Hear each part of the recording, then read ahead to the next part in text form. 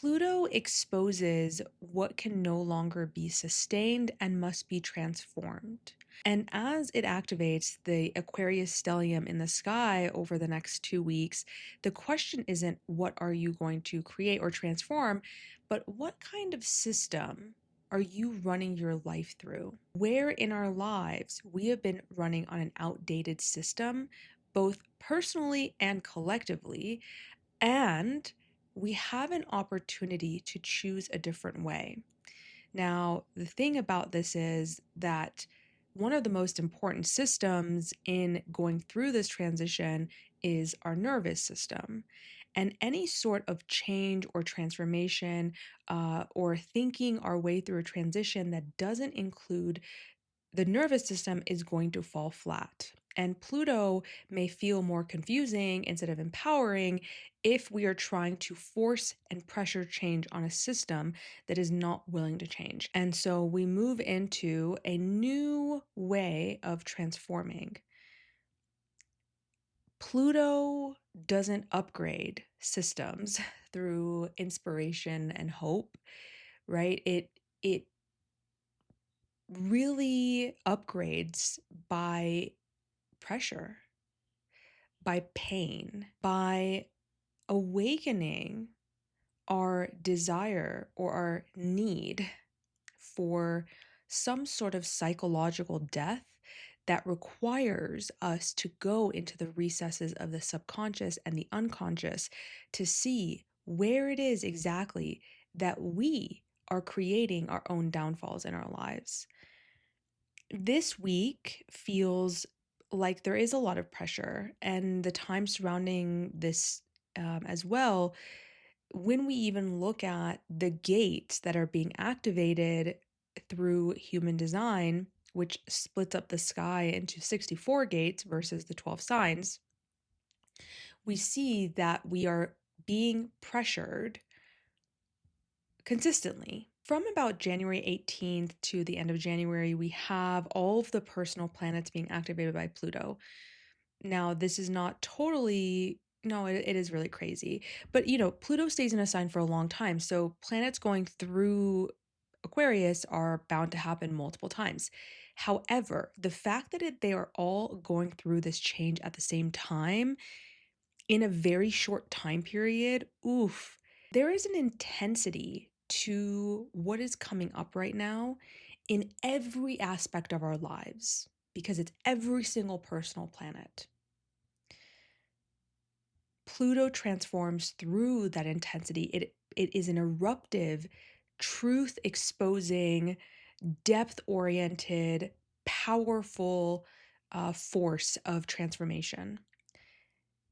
Pluto takes no prisoners, right? Like this energy is not going to keep you comfortable. The words that keep coming up with this are system upgrade or system update. And it really feels like, when we think about Aquarius, Aquarius does rule systems. And a lot of times we equate it to scientific systems, but when, back in the day, ancient astrology, all science was intricately associated to mysticism. Astrology falls under Aquarius as well.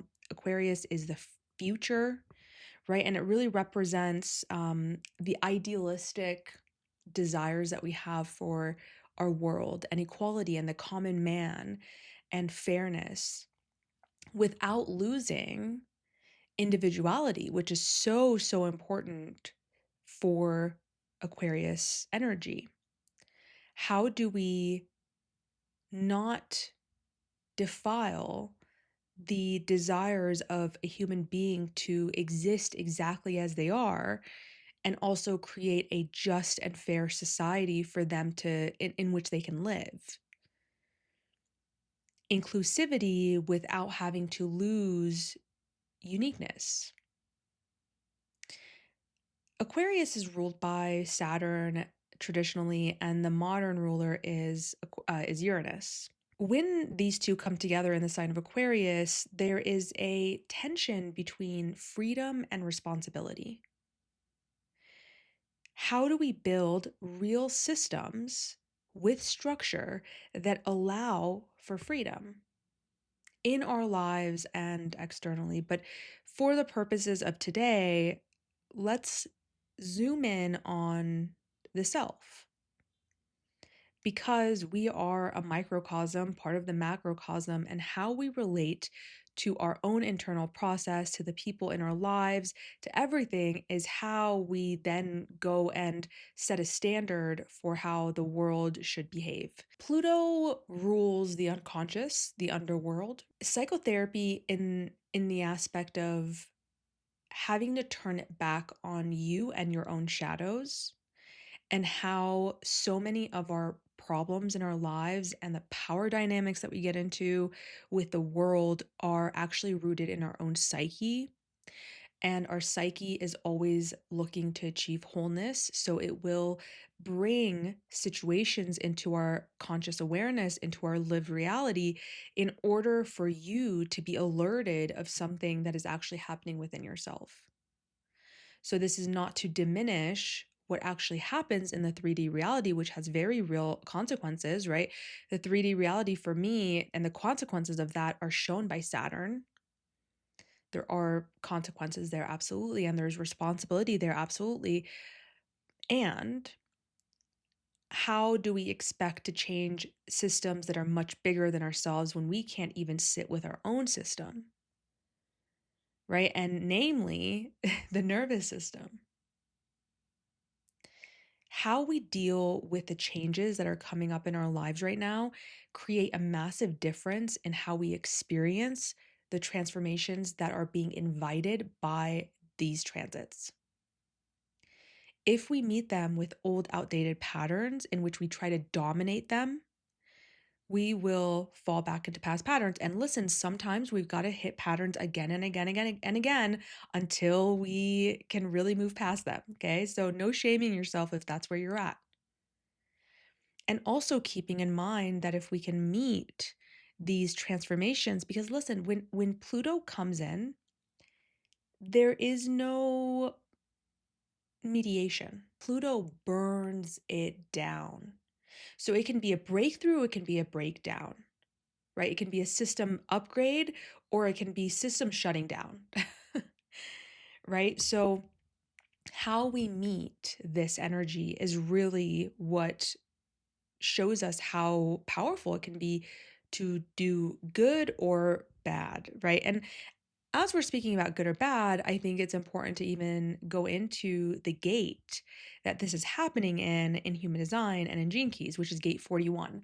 Traditionally known in the i-Ching as the gate of decrease, but in a human design also known as the gate of fantasy.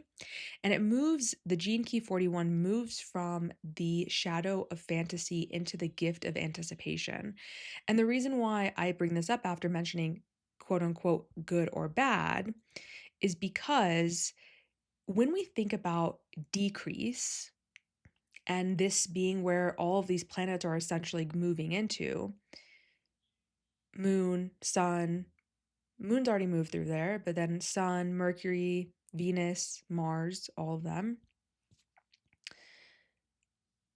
We think of decrease, and maybe there is just some unconscious belief that decrease equals bad. There is no difference in the beginning, inevitably means the end of something.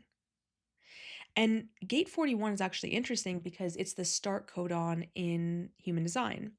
So, you know, how we have a start codon in our DNAs, ATG, that tells us that there is something that needs to be translated, which then gets translated into RNA, which then get translated into protein. And all of our lives are made up from this, from a start codon letting us know that we need to translate something. And in human design, that start codon is gate 41. So when the sun moves into gate 41 every year, it is the Human Design New Year. So now you can add a different new year to your calendar. We've got the Gregorian calendar, January 1st, New Year. We've got the Chinese New Year, which is a lunar calendar, and I believe that's February 17th this year. We're moving into the Fire Horse.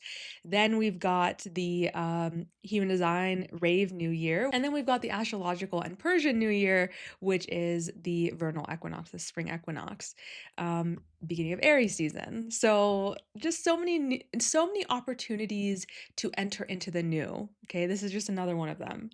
Now, if you watch my last video on the Capricorn new moon, we talked a lot about the gate of limitation, which sits in the root center. And that's where the new moon was, and that's where the stellium in Capricorn was. Now, as these planets are moving into Aquarius, they are moving into gate 41, which also sits in the root center. The root center is about pressure to act. So once again, this feeling of pressure. And because gate 41 is also known as the gate of fantasy, Pluto moving through here, he's going to be here the whole year, but all these planets moving through and touching with Pluto here kills unlived fantasy and transforms desire. This is truly almost a reckoning with our desires. Before I read the gene key, I want to read from the I-Ching because there's this beautiful part of gate 41 or hexagram 41 that that kind of reminds me of that bad versus good, quote unquote, bad versus good. They say here that decrease does not, under all circumstances, mean something bad. Increase and decrease come in their own time. What matters here is to understand the time and not to try to cover up poverty with empty pretense. If a time of scanty resources brings out an inner truth, one must not feel ashamed of simplicity.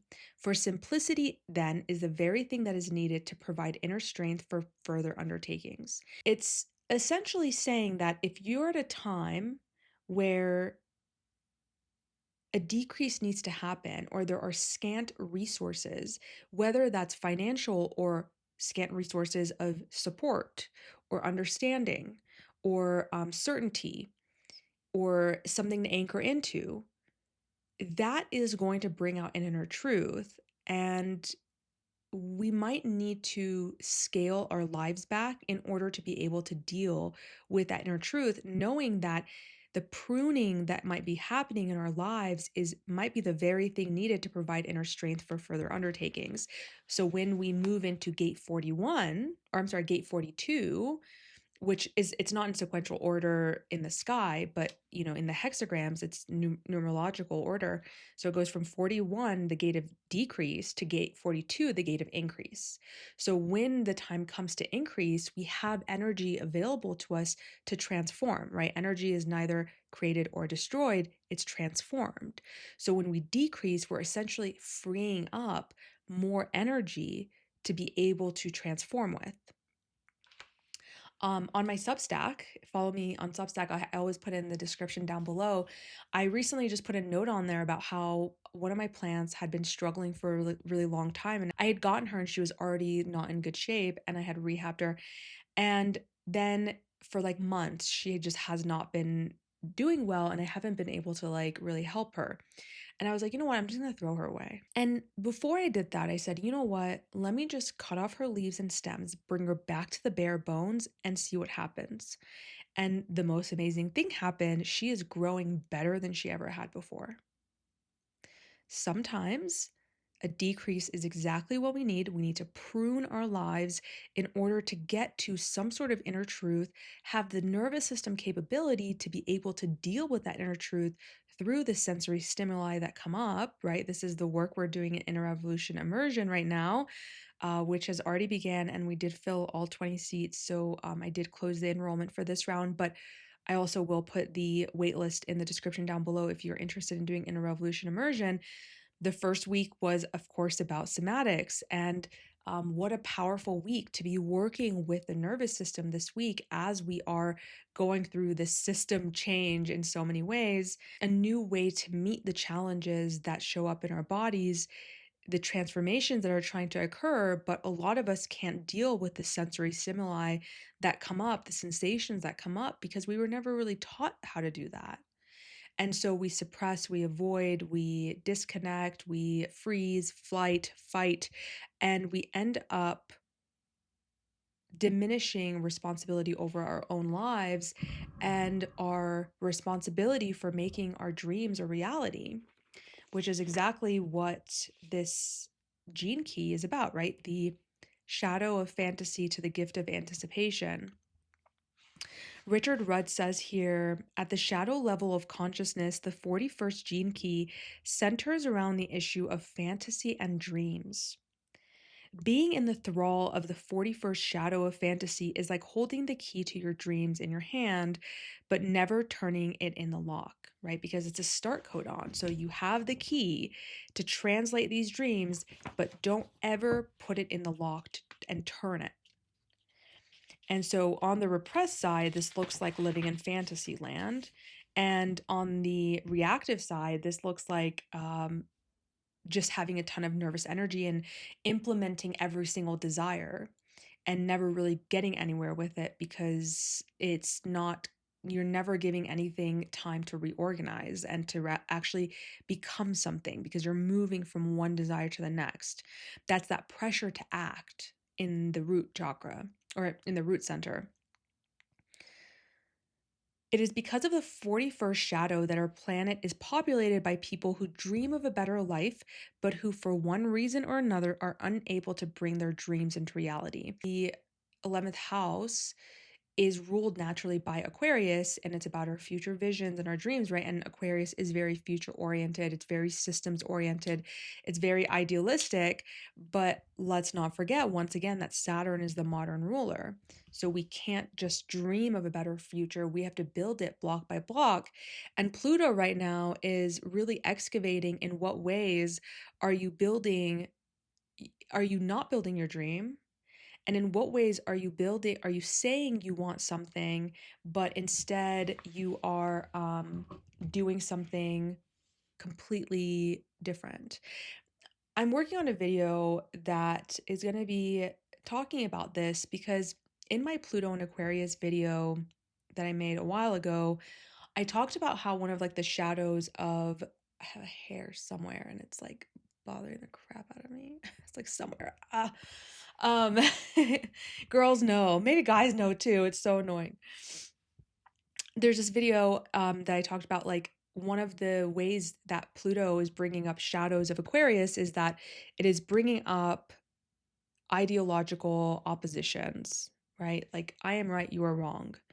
And how that idea, that dualistic idea is inherently violent in nature because it opposes and says we have an enemy. So when we try to fight the good fight with Neptune moving into Aries, Saturn moving into Aries, right? This is spiritual warriors and fighting in what we believe for what we believe in. But if we do that from a state that naturally ignites opposition and says we have an enemy to go towards, we are creating violence in our lives without even knowing it. But then we're going out there and saying that we want love, right? So these are like the kind of excavations that Pluto brings out in us as all of these personal planets move. It's like in every part of your life, where are you shooting yourself in your own foot? And how can you deal with that in a way that doesn't shame, in a way that doesn't collapse, in a way that doesn't force, but rather is able to sit with the sensations? Richard Rudd goes on to say that this deeply uncomfortable pressure coming straight out of the 41st shadow causes us to literally hunger for a better future. The shadow of fantasy prevents you from feeling complete because the mind doesn't rest in the now, but swings between dreaming into the future and rehashing the past. You become addicted to the hope that the dream brings to your mind rather than actually launching off in the direction of the dream. Fantasy itself is a beautiful thing, but it prevents you from really living. It becomes an escape from life into the mind. And this actually came up in Inner Revolution too, in the discussion after about how fantasy can be a beautiful thing to have in our lives, but not when it's being used to avoid. And then the gift of anticipation is really about leadership in our world, and how a lot of people who have this in their chart, gate 41, gene key 41, you can also get your chart on my website if you don't have it. They are naturally held up as leaders often. He says here the greatest leaders are those who build upon the past and anticipate what is coming. So and this is the difference between genius and non-genius, meaning genius manifests while non-genius simply dreams. When I think about the gift of anticipation, it's looking deeply in the past and holding a vision for the future and moving towards that vision steadily and slowly with intention, while remembering the past as a way of understanding why we are moving towards this future. So when you're thinking about your life, and by the way, if you have anything in the first 10 degrees of Aquarius, especially personal planets, obviously Pluto's doing its thing long term on you, but right now, whatever that planet is going through some sort of a return. So either it's a solar return, it's your birthday, it's a lunar return, it's a Mercury return, Venus, Mars, right? And so it's resetting that cycle. So you're getting a really beautiful opportunity to reset the cycle of that planet and the themes associated with that planet. This is fixed air. There is a stubbornness that comes with this energy of like, I don't want to change. Man, this is so interesting. In my video with Dabney, this also came up. The 9 of Wands, and then I'm also gonna grab the cards that dropped. Okay, there were way too many cards that fell, so we're just gonna shuffle again. But the 9 of Wands says we're tired, we're weary, but we need to keep fighting. There's something that there's some sense of overwhelm and like, I'm not sure if I can handle this, but then we also have this feeling of like, yes, but I'm working towards something that is necessary. And I would agree with that. I always say when it comes to these transits, we're going to have tons of transits that come and go. And how you prepare for transits and opportunity, people say luck is preparation meeting opportunity. How are you preparing your system for this upgrade that wants to come through you? And where is Aquarius in your chart? What is happening there? Do you have planets there, right? That's going to color this differently. But regardless, where are you being asked to release attachment to the outcome? Where are you being asked to prune your life and bring it back to simplicity? It's a major misconception that depth is always the same as complexity. That's not true. Sometimes, but sometimes simplicity is actually incredibly deep.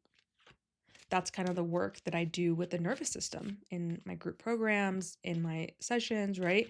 It's incredibly simple in a lot of ways. And that's where the depth comes from, because we overcomplicate so many things in our lives. So there's a sense of wariness, but there's a sense of like, we're almost there. We just got to keep going.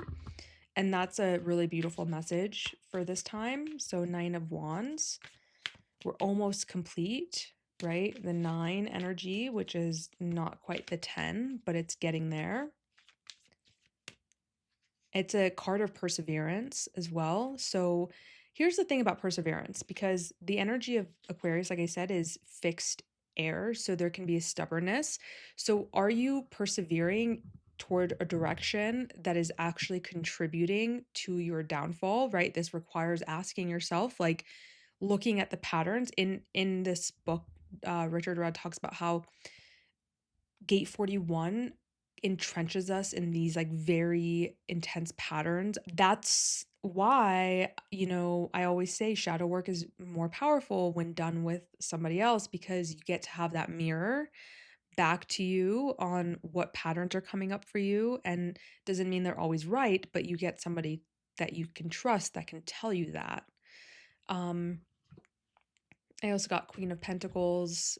So yeah, noticing like, are you persevering in a direction of something that is actually contributing to your downfall. You have to get very honest with yourself, very real with yourself.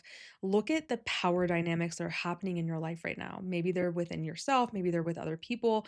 And instead of just reacting and, going back to this pattern of blaming the other, even if the person did wrong things, we're not saying that they don't have to be responsible for anything and that we can just absorb all the blame and all this stuff. No, it's not about blame, but rather like if we just take away their actions and we just focus on my reactions, what does that say about me?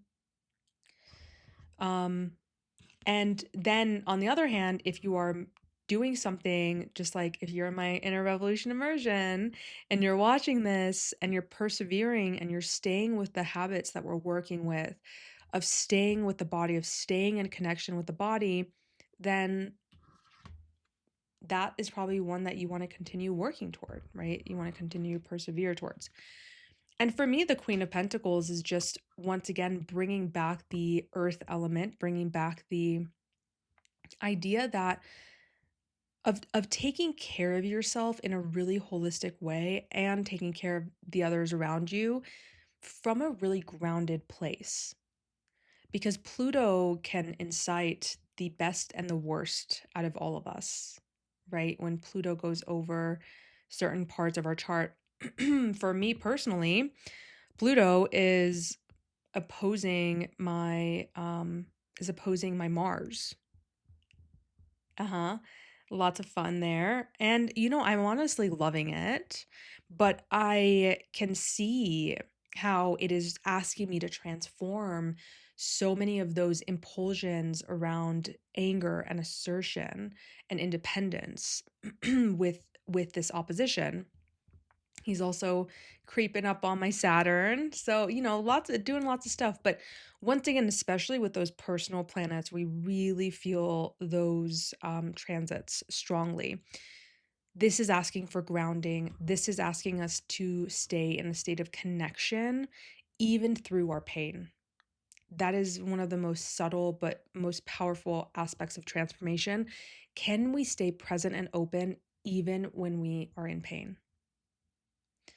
Thank you so much for sitting with me. If you made it to the end, please let me know. I love knowing that you have made it here. And I love to know your reflections on what I have discussed here and adding what you believe Pluto going through and activating this Aquarius stellium is about, what it means for you, and how it's showing up in your life. Make sure to subscribe, like, comment, all of this stuff, and I'll see you next time.